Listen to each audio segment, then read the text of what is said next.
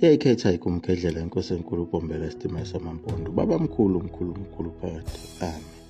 Wahlupheka njalo uShembe waze wazofika kulo izwe lakwaZulu eNatali lena phela uNkulunkulu ayeyikhuluma ngayo ethi kusempumalanga. Kodwa ekufikeni kwakhe kulo lelizwe lasempumalanga ukuhlupheka akuzange kuhlukane naye njengoba wayenganayo indawo lapho angahlala khona elala emahlathini. Njengoba wayehamba eshumayela kuzo zonke izindawo eBorders Hill, eMngeni, eMakadini, eMaphephetheni, eMtshebheni, eMatikwe, eNanda, oHlange, ePhoenix, eGeorgedale, eMgwahumbe, nakhona eMsizini lapho agcine ethole khona indawo yokugogobala khona. Ngako ukuhlupheka kwakhe wathola abathile abamsiza ukuthi awuke uzame ukuya kuleya ndawo okuthiwa kusemsizini. Bakhona abantu abangakusiza ngendawo yokuhlala. Ilapho ahlangana khona nomfundisi uMathe webandla lamaBaptist khona eNanda. Umfundisi uMathe wayefike lapha emsizini ngako phela ukusebenza. Wamukela uShembe ngezandla ezimhlophe. Kanti umfundisi uMathe wayengazi ukuthi uShembe lona uye lona beprofitha ngaye umfundisi wakhe uMfazwe Myeza. Lona ugcine wahamba wabheka enyakatho wangaphinde wabuya. Isikhundla sakhe lo mprofethi uMfazwe sathathwa uye uMathe lona njengoba esengumfundisi. Kodwa isikhashana umfundisi uMathe ehlezi naye uShembe waze walithola iqiniso ekugcineni ukuthi uye lo mprofethi uMfazwe ayekade ekhuluma ngaye lo muntu okuthiwa uvela ezulwini. Akabange esazibambezela umfundisi uMathe wacela uShembe ukuthi abake bephikelele khona eNanda ebandleni lawo amaBaptisi lapho kwekusonta khona yena umfundisi uMfazwe Myeza.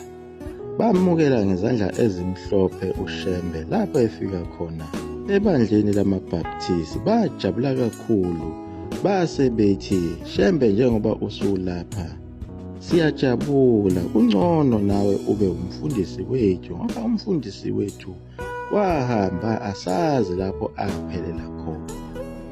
Kodwa wayishilo ukuthi mhla wena usufika uyobe esehambile emhlabeni. Yilapho abanikela khona imali abazalwane ukuthi uShembe akwazi ukugibela njengoba wayeseshilo uShembe wathi ngiyamfuna lo mprofethi. Waphume wabheka ngaphi?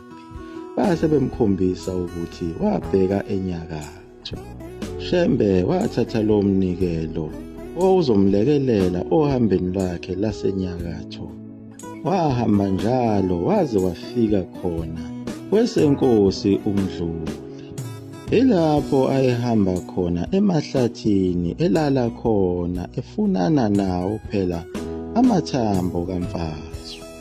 Nangempela wabona ngaso isivunguvungu esikhulu somoya esaba esishingishane esahamba phakathi kwakhe sihamba simhola eya lapho okwaphelela khona uMfazwe emahlathini. Nangempela wagcina isitholile isidumbu sakhe lapho saphelela khona sabe sesincwatshwa ngesizotha. Waqhubeka futhi nako ukuhlupheka kwakhe uShembe esehamba elala emahlathini endleleni ebuyayo. Kwaze kwafika lona izwi likaNkulunkulu elalimbizele entabeni enhlangakazi ngalesi sikhathi ekade eyolobolela u-Ezra Mbonambi indodana kaJohn Dambuza owayesewumngani wakhe uShembe eyisigwili sakhona eNanda. Lapho leli zwi likaNkulunkulu elathi, angikuthumanga ukuthi uzolobolela abafazi, amadodana abantu, kodwa ngithena yiza kimi entabeni. Ilapho abuza khona ebantwini ukuthi ngabe le ntaba inhlangakazi bayayazi yini. Kodwa ababeyazi babemtshela ukuthi leyo ntaba iyesabeka, inazo zonke izinhlobo zezilwane ezithusanayo, izinkanyamba, uphiyano lukhona, notoloshe bakhona, omamtsotsi nabo bakhona, kanye nazo zonke izinhlobo zezipoki. Kuleya ntaba kuke kudume izulu elesabekayo, kubuye kuvale inkungu, kuthule kuthi du. Nazo izinkomo nezimbuzi azidlaleli kuleya ntaba, ngoba uma ike yaya khona kayibuyi.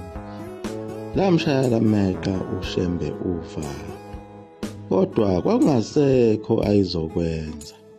Wahamba ngalo icebo lokuthi uyabaleka. Lapho avuka khona ngovivi egibela isitimela imbombela eyayisuka emampondweni.